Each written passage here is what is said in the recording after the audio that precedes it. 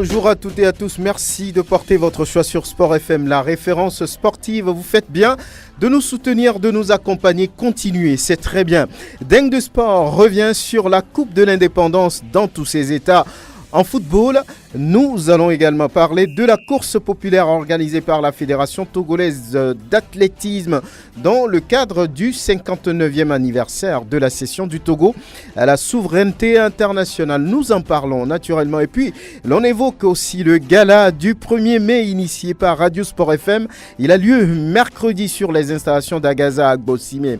4 équipes sur la ligne de départ. Sport FM, Afars, Radio Carré Jeune et Victoire FM, on en parle.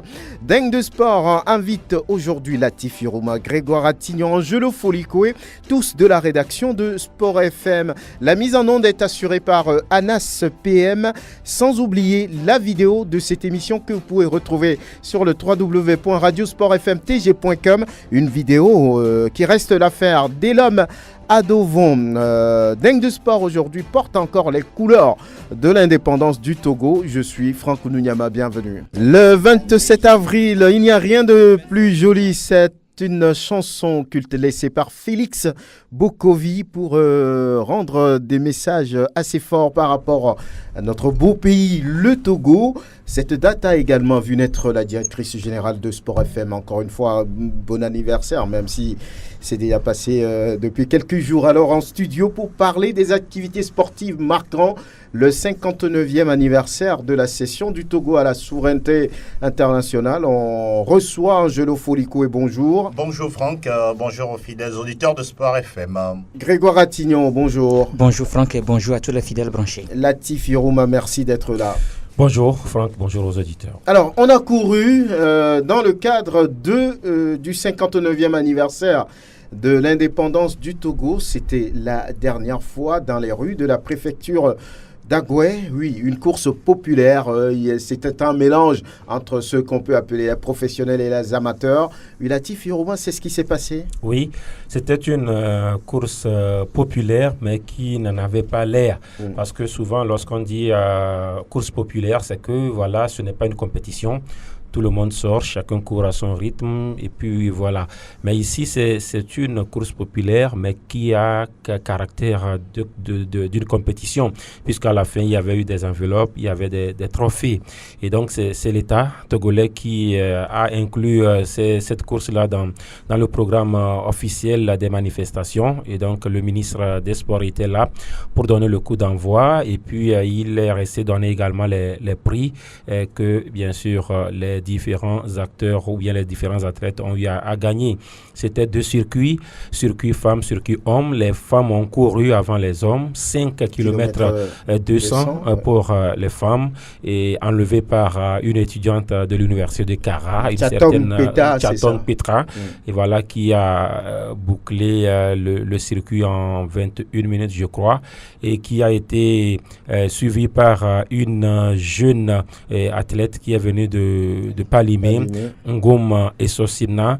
Et puis la 3e place a été occupée par une athlète venue de Dapaon et qui a pour nom Larry Céline. Ouais. Donc voilà, et puis il y avait quand même un nom qu'on connaissait déjà, Achade Abla, qui était donc 4e. Au niveau des hommes, c'est aussi des athlètes confirmés qui ont quand même gagné les premières places. La première place occupée par Combaté Moïpa, qui n'est plus à présenter. 2e place occupée par Kakomisa Midaouna. Ce sont nos athlètes qu'on connaît qui représentent le Togo dans la sous-région et un peu partout. 3e place occupée par le jeune Adjeya et Sojina, qui tous ces noms-là étaient quand même au championnat national et étaient à Porto Novo l'année dernière dans les différentes catégories. Et donc, voilà, la fédération et le ministère ont voulu quand même primer ceux qui ont essayé quand même d'occuper les meilleures places. Et donc, Le premier a gagné une enveloppe de 75 000 francs CFA. Le premier au niveau des hommes et puis la première au niveau des dames sont 15 000 francs, 50 000 francs pour la deuxième place de chaque catégorie et puis 30 000 francs. Il y a eu également des enveloppes jusqu'aux 20 premières places et puis chez les hommes, il y a eu un bonus de 10 autres athlètes avec les différents partenaires qui étaient sur le tour. Donc, grosso modo, c'était quand même une course, j'ai envie de dire, civile et militaire parce qu'il y avait quand même des athlètes venus de différentes garnisons bien organisés qui sont venus en véhicule militaire, qui sont venus donc rivaliser d'ardeur. Mais il faudrait quand même retenir la suprématie des athlètes venus de l'intérieur, d'Apaon, Kara, Palimé, qui ont ravi pratiquement la vedette à tous les athlètes qui sont arrivés. Voilà, c'est mieux que ce qu'on faisait dans le temps. 75 000 pour le premier, combatté Moïpa, oui, il doit s'en régaler par rapport aux 5 000, aux 10 000 il y a quelques années. Alors, finalement, combien avez-vous eu pour cette organisation? Vous pouvez le dire? Ben, vous savez, officiellement, j'ai envie de dire que ça tourne, l'enveloppe tourne autour de 1,5 million, 2 millions, pratiquement. 1,5 million, 2 millions. Ce que le ministère a apporté alloué. Et donc, c'est souvent ce qui est compliqué dans ces genres d'organisations. L'État fait son programme officiel et choisit quand même certains secteurs ou bien certaines disciplines. Le football a été choisi, l'athlétisme a été choisi. Et là, l'État dote une enveloppe et c'est avec cette enveloppe que la fédération est obligée de fonctionner. Tous les athlètes qui sont arrivés devraient être habillés. Il y avait quand même les t-shirts qu'on a donnés gratuitement. Voilà. Et donc, il fallait habiller tout ce monde-là. Il fallait les ravitailler en eau. Il fallait quand même faire ce qu'on appelle le rafraîchissement. Il y avait beaucoup de choses. Au-delà, il faut mobiliser la Croix-Rouge, il faut mobiliser les forces de sécurité. Et tout cela, les assesseurs, comme on les appelle souvent, ceux qui sont là pour noter les arrivées, ceux qui sont là pour les inscriptions, c'est une équipe qu'il faut mobiliser pour ces genres d'événements. Et donc, souvent, c'est compliqué parce que ce n'est pas un programme officiel du planning de la fédération. C'est à une semaine, 2 semaines ou bien 1 mois qu'on vous informe, voilà, il y aura une course populaire et on vous dit commencez les choses avant que peut-être l'enveloppe n'arrive et au dernier moment on vous met devant le fait accompli. Alors, lorsque vous soulignez peut-être des secteurs, il faut faire ceci, il faut faire cela, on vous dira c'est l'enveloppe qu'on a. Malheureusement, la course ou bien l'athlétisme a été prise en compte chaque édition du 27 avril, mais l'enveloppe n'a toujours pas évolué alors que le coût ou bien le pouvoir d'achat ce n'est pas forcément la même chose il y a 5 ans, il y a 10 ans qu'aujourd'hui. On va voir tout ça parce que le football aussi en a souffert.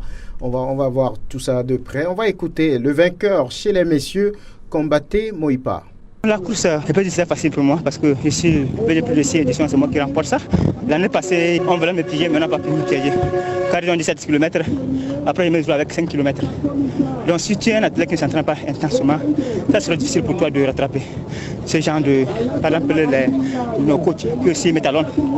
À peine 1 km, j'ai pris la tête pour imposer ma course. Celui qui peut suivre, celui qui ne peut pas, relâche. Donc à moins de 4 km, bon, je me sentais à l'aise et j'ai commencé à pomper.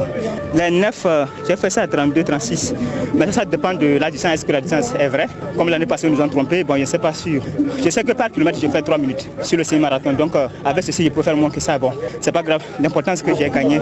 Et je remercie Dieu, je remercie le coach, le président de notre ligue et le président de la fédération. Voilà l'expérimenté combatté Moïpa qui s'est prononcé. Il n'avait pas fini de respirer quand on l'a interviewé. Oui. Vous le sentez certainement dans sa voix. Il dit qu'on les avait trompés, mais bon, l'essentiel c'est qu'il ait gagné. Nous allons aussi écouter le ministre des Sports qui a assisté à cette course et qui a même remis des récompenses, le ministre Folibazi Katare. Nous sommes très heureux de présider personnellement à ces activités et nous avons constaté que notre athlétisme est en train de renaître. Il fut un temps, notre athlétisme connaissait des difficultés, mais avec le nouveau bureau de la Fédération togolaise d'athlétisme, nous constatons que les choses vont mieux. Nous avons eu l'occasion de voir que certains qui avaient participé aux compétitions internationales sont encore là et nous pensons que les prochaines compétitions, il faut que le Togo ramène quelques trophées. Nous profitons de l'occasion pour remercier, féliciter d'abord le bureau de la Fédération d'athlétisme, particulièrement le président Assima, qui a mis tout en œuvre pour que les choses se passent bien, et puis aussi nos collaborateurs du ministère de la Communication, et surtout vous les journalistes aussi, parce que c'est grâce à vous que les gens voient ce qui est en train d'être fait. Merci, Monsieur le ministre Katari, de reconnaître ce que nous faisons. Voilà, il s'est prononcé au micro de Grégoire Attignon, vous y étiez. Il a dit, est-ce qu'on peut dire sincèrement aujourd'hui que l'athlétisme togolais renaît? Oui, mais il faut quand même avoir le courage de dire que depuis la venue du nouveau bureau exécutif de la fédération, on sent qu'il y a quand même des activités qui sont organisées. C'est ce qu'on reprochait à l'ancienne fédération ou bien à l'ancien bureau. Il n'y avait pas de compétition, on n'avait pas d'informations sur les athlètes togolais, mais c'est depuis l'arrivée du professeur Assima Pacha et son équipe, on sent quand même qu'il y a des activités. Il y a le championnat qui est organisé, des athlètes sont envoyés à l'extérieur, ils prennent part à des compétitions internationales. Je crois que c'est de cela le ministre parle. Il a l'information. Et hier, on a encore vu ces athlètes-là. Et ceux qui ont gagné, ce sont les athlètes confirmés. Ce ne sont pas les amateurs qui sont venus ravir la première place, mais ce sont les athlètes confirmés qui ont quand même ont joué les premiers rôles. Donc, à cette course-là, je crois que c'est de cela le ministre parle. Oui, il y a quand même, on sent quand même qu'il y a quelque chose qui se fait. Il y a du mieux. Il y a du mieux maintenant du côté de cette fédération. Hier, c'est vrai que tous ne pouvaient pas quand même pas participer à cette course. Il y a d'autres qui étaient là, mais qui étaient dans la loge officielle. C'est ceux-là qui ne s'alignent pas sur les courses de fond, donc qui étaient là, les sprinteurs qui étaient là, qui ont quand même assisté, qui sont venus soutenir en quelque sorte ceux-là qui étaient là pour cette course populaire. Oui, Angelo Folico, il y a un constat qui est fait et qui est récurrent, souvent dans les courses de fond, de demi-fond. On voit un peu Combaté Moipa qui a gagné, qui est devenu, j'allais dire depuis un moment, marathonien. C'est lui qui remplace, on peut le dire, Tiendo Malaba. Tiendo Malaba. La remarque, c'est que les filles ou bien les hommes qui viennent du Nord sont plus résistants dans les courses de fond et de demi-fond. Est-ce qu'on ne peut pas travailler là-dessus ?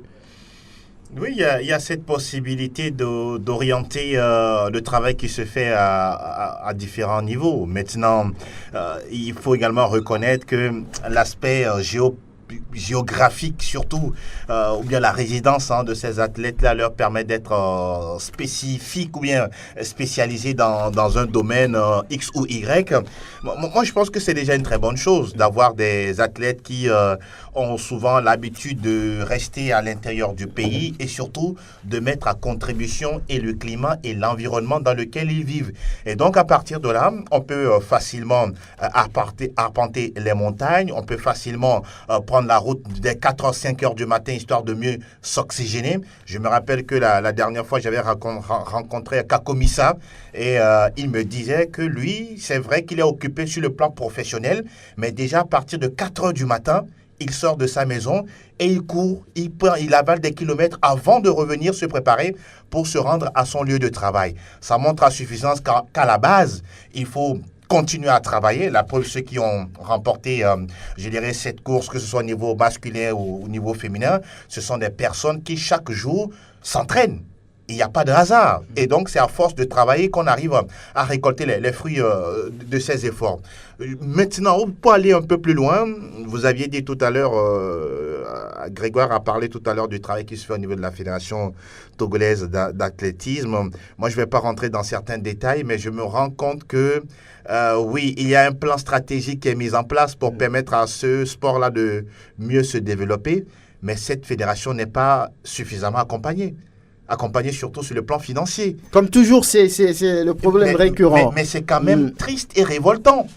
Pourquoi, par exemple, pour une telle course, on ne donne que 2 millions Oui. approximativement pour toute une organisation. C'est impossible. Il n'y a pas de petite organisation, certes, mais au même moment, quand vous rentrez dans les détails, vous vous rendez compte que cette enveloppe ne vaut absolument rien du tout. Mais l'État continue toujours à travailler de cette façon. Soit à un moment donné, on refuse de faire le sport carrément. Et voilà quoi, à tous les niveaux, il n'y a rien du tout. Soit on s'y concentre et on met les moyens pour. Aujourd'hui, pour terminer, vous regardez le stade de Kégué qui est complètement en train d'être refait. Il y a une piste d'athlétisme qui est flambant neuve, mais justement, lorsque vous ne mettez pas les moyens pour pouvoir permettre aux athlètes de faire de bonnes performances, les minima avant de pouvoir partir à l'étranger, qu'est-ce qu'ils iront foutre? La dernière fois, ils sont allés, c'était dans quel pays là? En Côte d'Ivoire, merci beaucoup.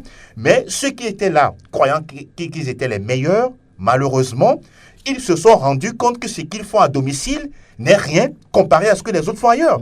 Et donc, je me dis, à un moment donné, c'est vrai, il y a ce manque cruel de volonté de pouvoir apporter, je peux dire, un soutien financier conséquent à notre sport, mais au même moment, ceux qui sont autour du président de la République, ceux qui sont autour du ministre des Sports, il va falloir continuer à échanger, à réfléchir pour donner, je dirais, un certain coup de pouce véritable à nos sports, tous les sports notamment. En tout cas, oui, ce n'est rien, l'enveloppe mise en jeu pour préparer ou bien organiser cette course populaire remportée chez les messieurs par Combaté Mouipa et chez les dames par Chatom Pita. Et il va falloir revoir tout ça.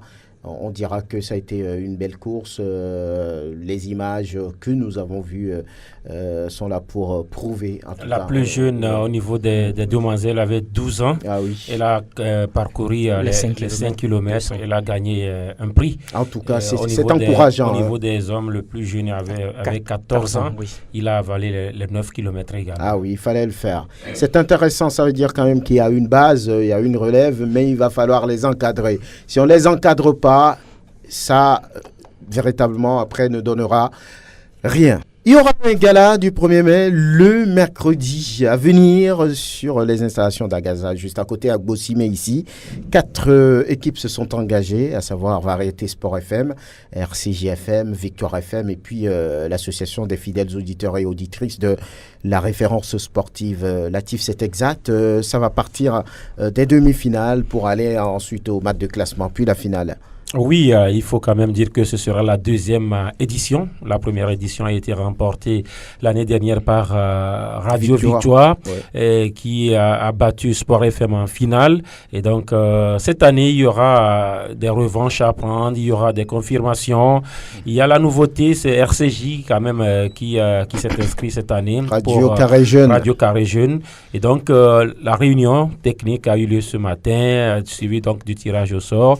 Et à l'arrivée, il y aura donc 2 demi-finales. La première, Radio Sport FM, qui jouera contre Radio Carogène en première demi-finale à partir de 6h30 le mercredi. Et puis, juste derrière, il y aura la seconde demi entre le tenant du titre, l'équipe de Victoire FM, qui jouera contre l'équipe des fidèles auditeurs et auditrices de Radio Sport FM. Et juste après, il y aura une petite finale et puis une grande finale. Mais la petite et puis la grande ne seront pas véritablement lourdes comme la plus grande qui nous attend, c'est-à-dire la 3e mi-temps. Et c'est la partie la plus importante de ce gala. C'est une fête, la fête des travailleurs. Nous travaillons également. Nous avons choisi désormais tous les 1er mai de jouer. De se retrouver. Voilà. Et donc, on va jouer et puis juste après, on va se retrouver entre confrères, entre journalistes. Nous serons bien sûr avec nos auditeurs qui sont notre public qui viendra nous voir à l'œuvre. Donc voilà ce qui est prévu le mercredi à partir de 6h30 sur le terrain d'Agaza à Gbossimé. Avis au public sportif ou bien ceux qui aiment Sport FM de sortir pour voir les dribbles d'Angelo Folikoé, les buts de Grégoire Attignon, les passements de jambes de Latif Yoruma, de Roméo, d'Ezekiel Ayataï, qui sera l'entraîneur-joueur, la star. Venez voir l'homme à Dovon par exemple dans le toucher du ballon et voilà, pourquoi pas Prosper Agbouklou. Donc Anas PM va laisser un peu les tables de mixage pour venir jouer et les Gildas et autres. Donc ça sera intéressant de venir ce mercredi dès 6h30 pour regarder de près voilà ce gala qui va produire beaucoup de spectacles certainement. Et nous parlons foot, nous restons toujours dans le cadre du 59e anniversaire de la fête de l'indépendance du Togo, eh bien, il y avait une finale en football. C'était juste ce dimanche entre ASK et puis Ifodje d'Atakpamé. Les deux équipes sont champions. ASK champion en D1, Ifodje champion de la zone sud. Et il attend donc son adversaire pour la finale nationale. Est-ce que ça va être à Goa ou Unisport? On le saura. Là, on va saluer d'abord Prosper Agboklou. Bonjour, bonne arrivée. Oui, merci Franck, merci à tous les collègues autour de la table. Bonne arrivée Aristide Kouidvidien, c'est un plaisir de le retrouver. Tout va bien? Oui, tout va bien. Bonjour à tous. Merci. Alors, Angelo Folikoué, on se disait qu'il va y avoir une très belle finale. Oui, il y a eu des buts, 4 au total, au sortir de cette grande finale entre l'ASK et Ifodje d'Atakpamé. Finalement, beaucoup l'ont dit, Ifodje a manqué d'expérience. C'est ce que vous avez constaté aussi? Oui, sans langue de bois. Je pense que le duel entre Goliath et David, cette fois-ci c'est David, non, c'est Goliath plutôt qui est resté solide. Cette équipe de l'ASK avec tous ces joueurs que l'on connaît, on a senti il y a une certaine maîtrise, un certain calme, une certaine sérénité dans le choix des passes, le plan tactique mis en place par la formation de Kassim Gouiazou. Quand on voit Mani Sapol toujours en tant que métronome en train d'orienter comme il le souhaite le jeu de la SCK, Koudagba qui revient apporter un peu plus, je dirais, de son savoir-faire au milieu de terrain de la SCK. Nan Richard, un bon capitaine qui est également se mouille dans le jeu.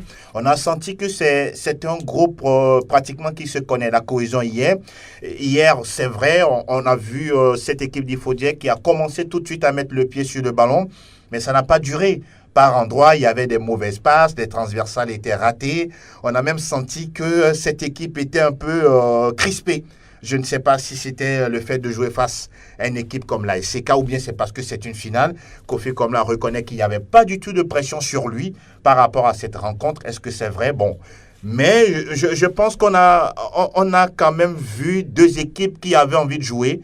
Sauf qu'il y avait beaucoup plus de l'expérience du côté des chauffeurs de la COSA que du côté du club d'Atapamé. Heureusement que la SCK a supplié vite la partie, mais derrière, ce qui également nous laissait un peu sur notre soif, c'est que les buts ont été marqués un peu plus tôt et Ifodje n'a pas pu réagir comme il se doit. Le but même réducteur d'Ifodje était arrivé par surprise. Dans le temps additionnel. Dans le temps additionnel de la partie. Mais je pense que 3-1, ce n'est pas du tout volé de la part de la SCK. On a senti une certaine volonté de la part de cette équipe de réaliser le doublé Coupe Championnat. Ils l'ont fait. En tout cas, félicitations à lui. Et puis, pour terminer, moi, je reconnais que ce monsieur Kassim Gouiazou, quelque part, il est béni des dieux parce qu'il a succédé à un coach avec qui il travaillait. Mais au même moment, je pense qu'il a eu l'humilité de pouvoir rassembler tous ces jeunes joueurs autour de lui. Ça, c'est important. Et puis, la réussite est là. Ils ont gagné le championnat. Ils ont gagné également la Coupe de l'Indépendance. Félicitations à lui et félicitations à tout le groupe. On va d'ailleurs écouter Kassim Gouiazou, le coach de l'ASK. Avec une équipe de deuxième division, il ne faut pas les laisser prendre confiance. C'est ce qu'on a fait d'entrée de jeu et cela nous a permis de poser notre football. Ça les a étouffés et puis on a marqué les autres buts. Vous avez gagné avec la manière. Qu'est-ce qui a fait votre force? Notre force, c'est l'ensemble de l'équipe des ACK. On a su former une famille, les dirigeants jusqu'aux supporters. On est restés unis. Cela a permis d'être très très fort et c'est ça qui explique notre force de remporter les titres. Vous, en tant que coach, vous faites un doublé Coupe Championnat, vous êtes béni des dieux. Hein? Oui, je suis satisfait. Parmi les 16 clubs, j'ai été champion en même temps Coupe de l'Indépendance. Je ne fais que féliciter et les dirigeants et les joueurs et l'ensemble de ACK. Kassim Gouiazou, entraîneur de l'ASK Prosper Agboklou, c'était sous vos yeux. Vous avez joué un très beau rôle de reporter photo. C'était très bien, de belles images. Alors oui, il dit il ne faut jamais laisser ou bien donner, on va dire, le temps à ces genres d'équipes de prendre confiance. Et de leur côté, ils ont joué sur, on va dire, un effectif uni et tout ça, ils constituent une famille. Vous avez remarqué ça? Oui, je l'ai remarqué. Vous savez, à chaque fois que vous posiez même la question à Gouiazou, Angelo peut le témoigner, il n'a jamais parlé de lui. Il a parlé d'une famille en tant qu'ACK. Et je crois que c'est cet esprit vraiment qui a guidé cette équipe à la victoire finale. Et on l'a senti même dans le jeu. Dans les toutes premières minutes, on a vu cette équipe, il faut dire, qui a manqué de comprendre que c'est une finale, elle se gagne, elle ne se joue pas. Et elle a voulu jouer la finale et ACK a répondu par le jeu direct. Et tout de suite, quand vous avez un Anne Richard, vous avez un Koudagba, vous avez un Mani Sapoul dans les 30 mètres et que vous commettez des erreurs, ça paie cash. Et vous avez vu, le premier but est arrivé comme venu de nulle part. Il a frappé, il a réceptionné le ballon, il a mis les deux gardes du corps dans le vent et il a joué de la pointe du pied. Le ballon est parti frapper l'intérieur du poteau pour rentrer. Le gardien d'Ifodié était ébahi parce que lui, il avait fermé l'angle. Il était sûr de l'avoir fermé, mais quand le but était rentré, on était tout près. Il s'est retourné pour poser la question à ses coéquipiers. C'est rentré. Vous voyez à peu près. C'est à lui qu'on doit poser ces questions. Parce qu'il avait bien l'angle. Le deuxième but, je crois que une erreur défensive. Une grave erreur. Parce qu'on ne peut pas laisser traîner une balle comme ça devant un chasseur de but qui savait, qui avait là où allait le ballon. Il a chippé, il a marqué. Donc, à partir de 2-0, le match était plié, complètement plié, parce que on voyait cette équipe volontaire de Ifodié, mais elle manquait vraiment d'arguments pour aller inquiéter. Surtout que derrière, pour cette équipe de la CK, il y a un certain John Noble qui avait toute la potentialité d'un bon gardien.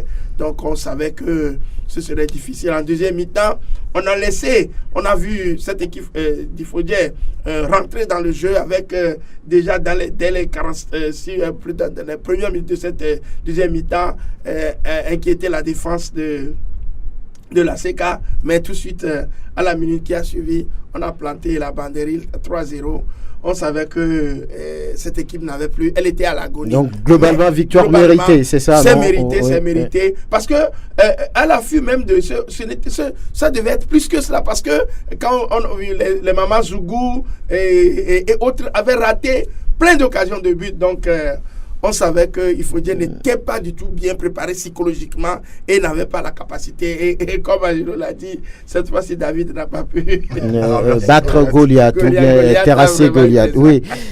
Oui, selon vous, qu'est-ce qui a manqué dans le jeu produit hier par Ifodié? Qu'est-ce qui a fait de l'autre côté la force de l'ASK?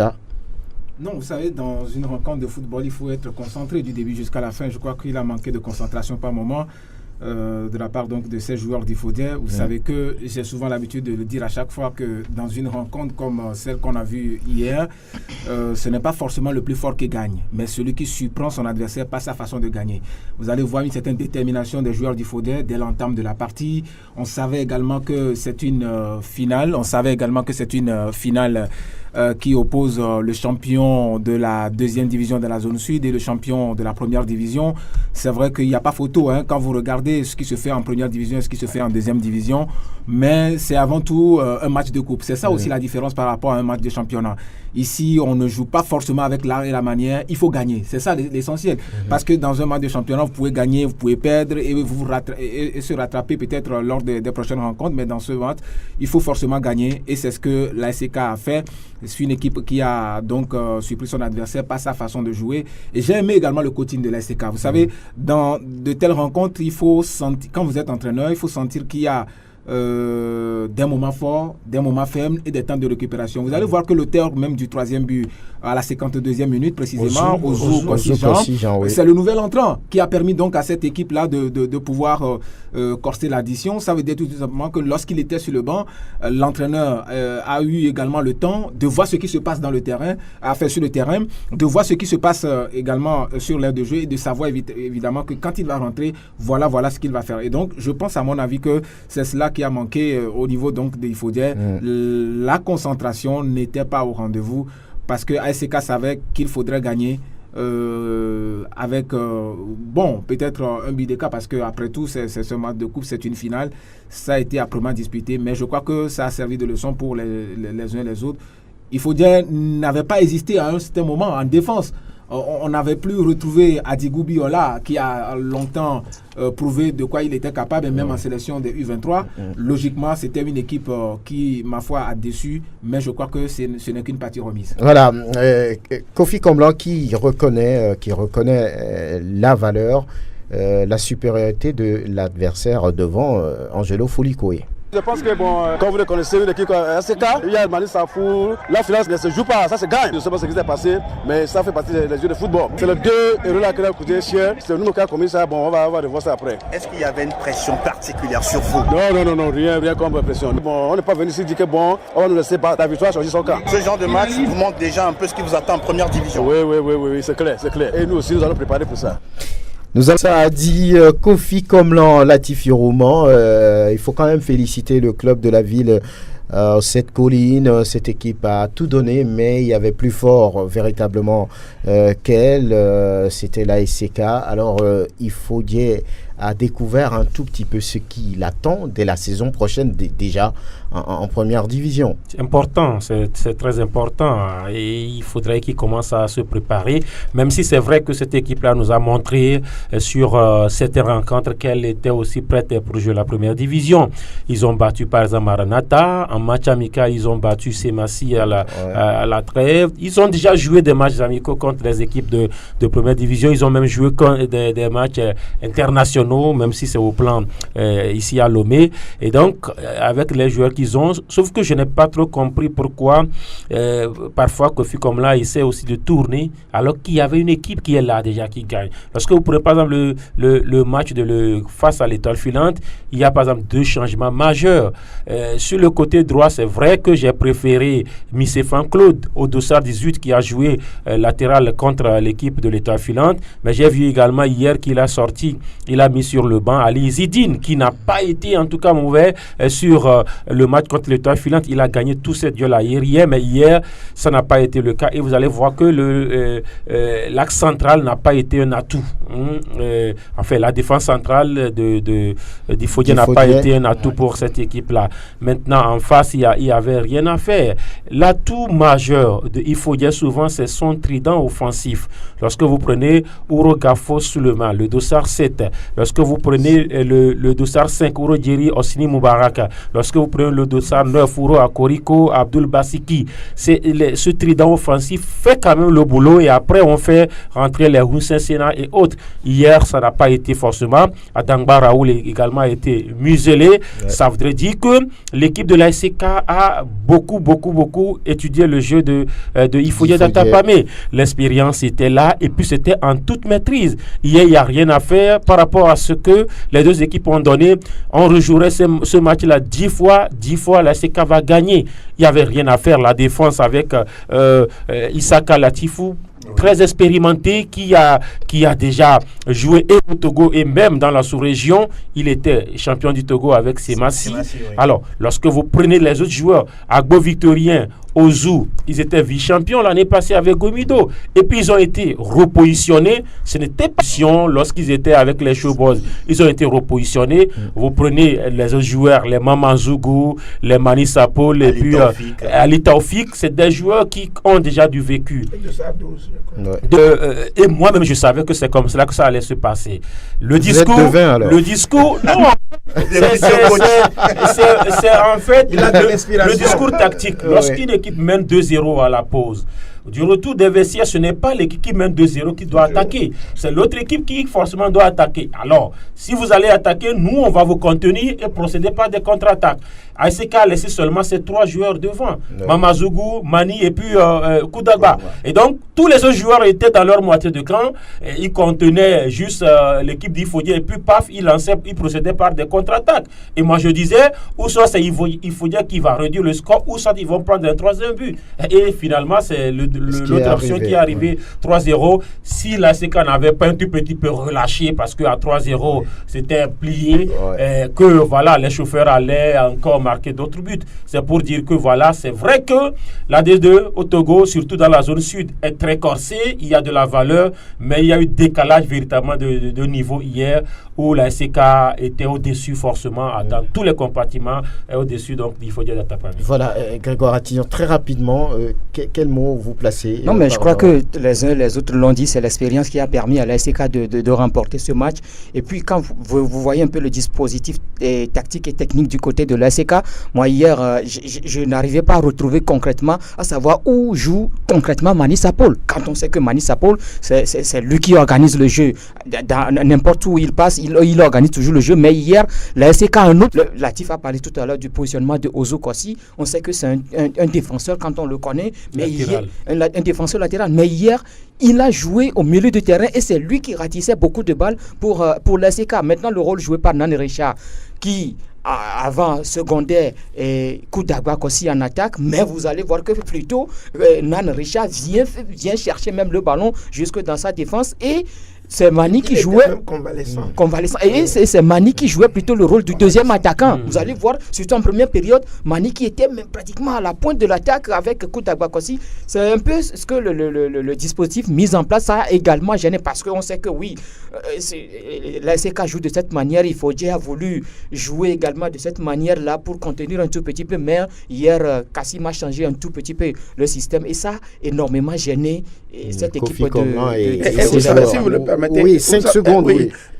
Par rapport à Mani Sapol, vous savez, c'est un joueur qui a de l'expérience, mais qui joue un peu comme un électron libre. Qui a de l'expérience, mais qui prend un peu de l'âge. Donc, ASK a compris qu'il fallait le positionner au numéro 9,5 pour pouvoir ratisser. Donc, vous allez voir qu'à chaque fois qu'il a le ballon, il essaie de décaler tout le monde et il accompagnait même, ramener les joueurs d'Ifodia sur lui. Il a eu même 2 occasions en première mi-temps. S'il avait eu la possibilité de... Il était passeur décisif sur le premier but, totalement dos au but. Il a placé le ballon à Koudagba.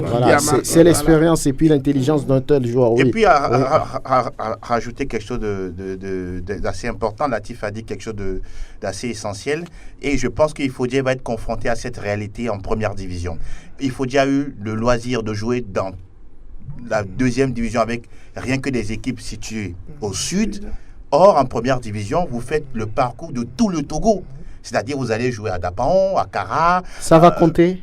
Mais ce sont des choses qui comptent. Allez demander par exemple au coach de Boulessou, Claude Yenke, qui vous dit qu'en première, lors de la phase aller, nous avions eu beaucoup de mal à pouvoir retrouver notre football parce que les déplacements, aller jouer à l'intérieur du pays où on est face à l'inconnu, c'est compliqué d'avoir des points. Et en phase retour, ils ont pu récupérer un peu de points. Donc j'espère que Kofi Komla, comme il a dit hier, avec le staff, le président et tout, ils vont trouver les moyens pour mieux se renforcer et attaquer cette D1 qui semble toujours difficile. Voilà, on va parler d'un autre aspect de cette organisation de la Coupe de l'Indépendance. Hier, quelqu'un le soulignait, arrivé au stade, vous ne verrez rien qui puisse vous dire que c'est la finale de la Coupe de l'Indépendance du Togo. Il n'y avait pas d'affiche, il n'y avait pas de banderole, rien du tout. Et puis de l'autre côté, l'enveloppe du vainqueur, c'est 2 millions. Quelqu'un disait ici dans Samedi Sport que normalement ça devrait être 59 millions pour le vainqueur parce qu'on fêtait le 59e anniversaire. Oui, vous posiez aussi la question par rapport à la cagnotte. Eh bien, vous l'avez, Latif Youma, c'est 2 millions. Beaucoup disent que c'est ridicule. Oui, c'est ridicule. Et lorsque je vais revenir sur la proposition de celui qui parlait de 59 millions, les gens vont trouver ça exagéré. Alors, même si on ne peut pas remettre au vainqueur les 59 millions, qu'on mette 59 millions dans l'enveloppe pour l'organisation. C'est aussi important. Alors, l'année prochaine, il y aura 60 millions. L'année qui viendra, il y aura 61 millions. Ça peut être symbolique. Alors, comme ça, il y aura encore d'autres clubs qui vont s'ajouter. Il y a eu les quarts de finale, il y a eu les demi-finales et puis il y a eu la finale. Vous pensez qu'en 3 matchs, par exemple, ASK a utilisé 2 millions? Non. Mais pour quitter Cara, venir rester à Lomé, jouer un match, ce n'est pas 1 million. Ils ont joué quart de finale, ils ont joué demi-finale. Mais écoutez, moi je dis, c'est pas possible. Alors que cette coupe-là reste juste honorifique. La coupe de l'indépendance est honorifique. Elle n'est pas qualificative pour une compétition continentale. La coupe du Togo, oui. Lorsque vous la gagnez, alors vous êtes qualifié directement. La coupe de France Rennes est qualifiée directement pour l'Europa League. Mais ici, c'est un titre honorifique. Mais écoutez, 2 millions, ce n'est pas... Ça veut rien dire. Oui, vous avez envie de dire que c'est un peu dévalué? Oui, c'est un peu... Pas un peu. La compétition est dévaluée. Regardez le trophée qu'on a présenté pour la Coupe de l'Indépendance. Ce trophée-là, on le donne à chaque fois dans les districts. Le trophée Sport FM est largement mieux. Moi, quand je suis arrivé hier, j'ai regardé le trophée. J'étais... Vous l'avez pris en photo même? Je me dis, mais on arrive à au 59e anniversaire de l'indépendance du Togo et on nous présente un trophée qu'on remet, qu'on donne à chaque fois, tous les week-ends dans les districts. Mais dis donc, je crois quand même que c'est pas sérieux. Et hier, j'étais ébahi, forcément ébahi. Donc moi, je crois que on n'est pas trop excessif en le disant ainsi. On pouvait avoir une coupe aux grandes oreilles énorme qui puisse vraiment influencer tous ceux qui n'ont pas été, qu'on appelle, eu la chance d'aller en finale, vont le regretter la prochaine fois. Pourquoi? La type le disait, 59 millions. Moi, j'ai fait un petit calcul hier, ou bien ce matin même, j'ai dit, mais si on mettait 59 millions et qu'on commençait, par exemple, la Coupe de l'Indépendance dès la base, avec les 18 équipes de D2, les 12 de D1, les 14 de D1 plutôt, excusez-moi, pratiquement, si à la fin d'un tour, ceux qui sont éliminés peuvent aussi gagner de l'argent. On leur donne une partie. Ce ne serait que 500 millions, 500 000, avec les 59 millions. On peut tout organiser jusqu'en finale et que tout le monde revienne avec un peu de sous. Mais les gens dépendent de l'argent.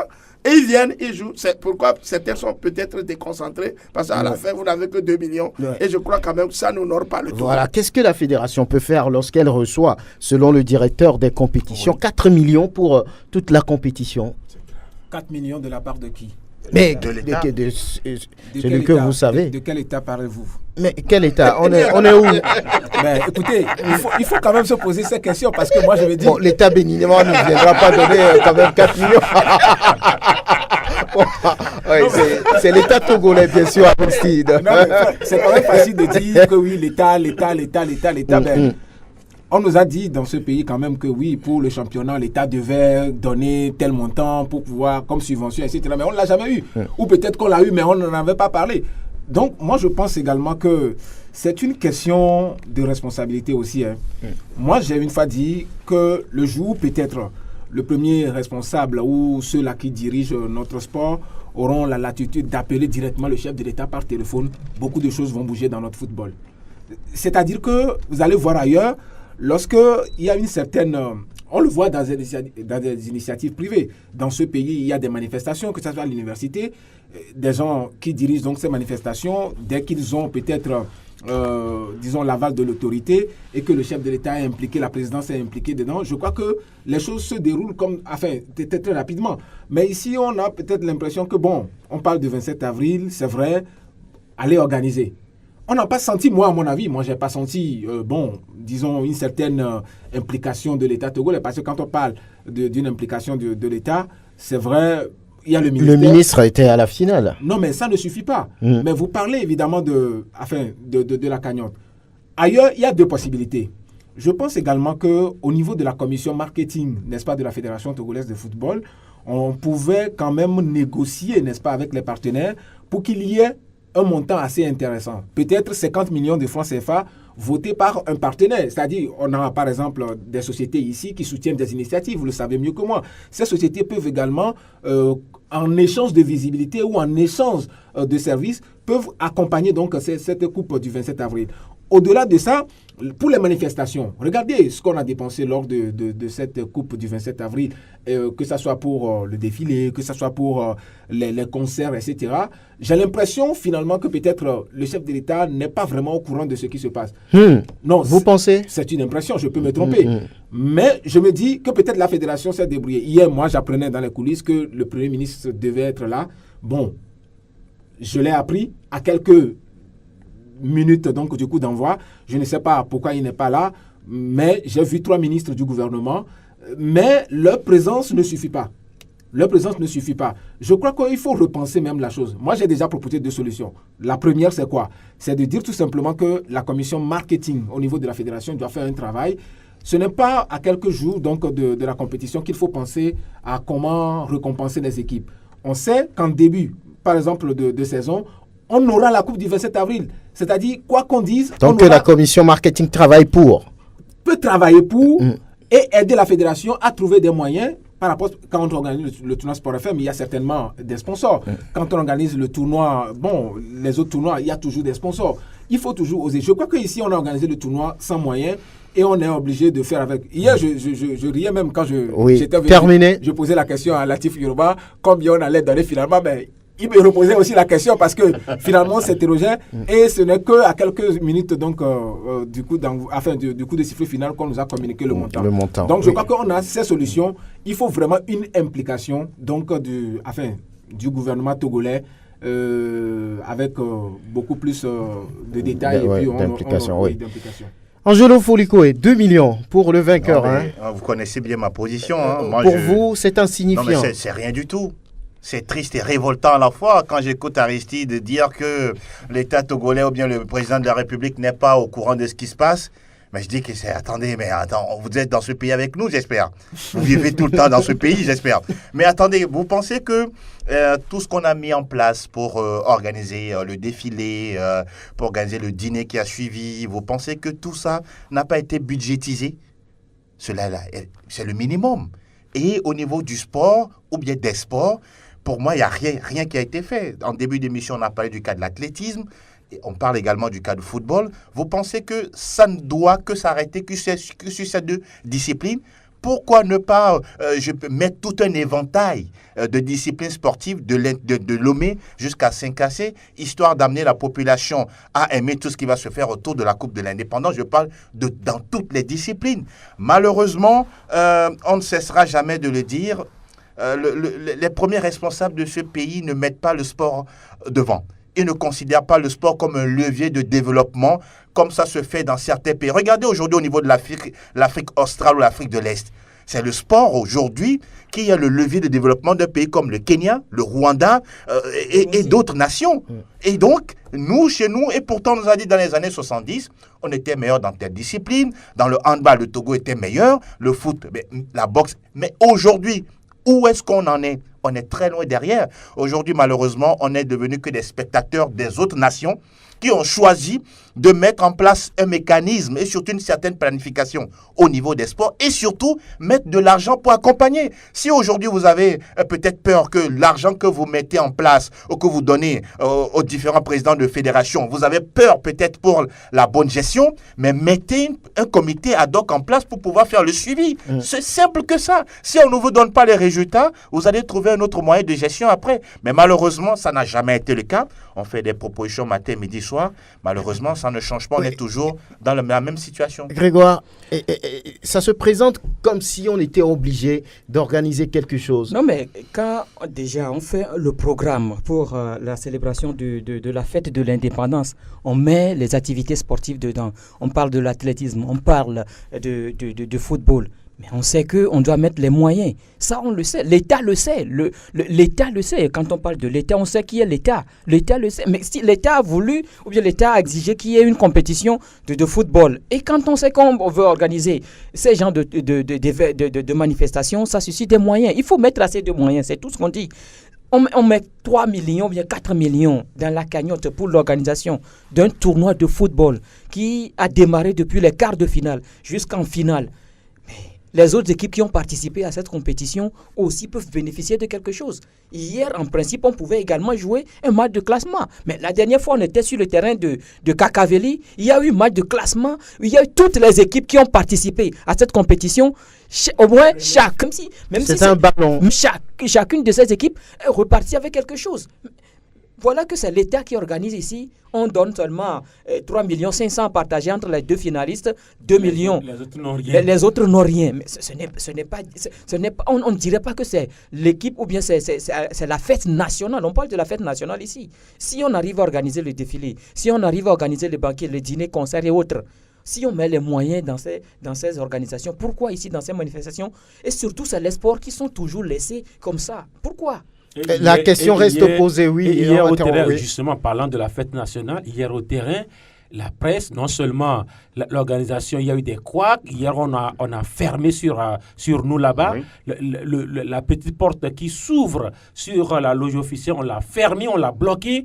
Malgré les interventions, on n'a pas quand même ouvert cette porte-là. Et à la fin, la porte a refusé de s'ouvrir. Oui. On a souffert. Et à la mi-temps, tous les responsables, tous en veste, sont allés boire là-bas, boire. On n'avait même pas dans la presse, dans la tribune officielle, on n'avait pas de l'eau. Bon, alors qu'on a vous êtes venu faire votre travail, trouver de l'eau. On porte là-bas, les gens n'entrent pas, même des fois pour ressortir, c'était des problèmes. Aller même chercher de l'eau avec votre argent, c'était des problèmes. Mais écoutez, c'est une fête nationale, c'est une fête. Lorsqu'on fête, tout le monde doit en tout cas bénéficier de quelque chose. Les équipes, elles étaient 8, 2 seulement ont bénéficié de quelque chose, les 6 autres, rien. Hier, ceux qui étaient au terrain, d'autres ont bu, d'autres rien. D'autres ont eu du mal même à venir faire leur boulot. Et lorsque vous posez la question aux stadiers, à ceux qui gèrent le stade municipal, ils vont vous dire, voilà, ici, tout le monde fait son petit chef. Chacun donne des ordres, chacun hausse le ton, chacun fait ceci. Mais écoutez, on est où?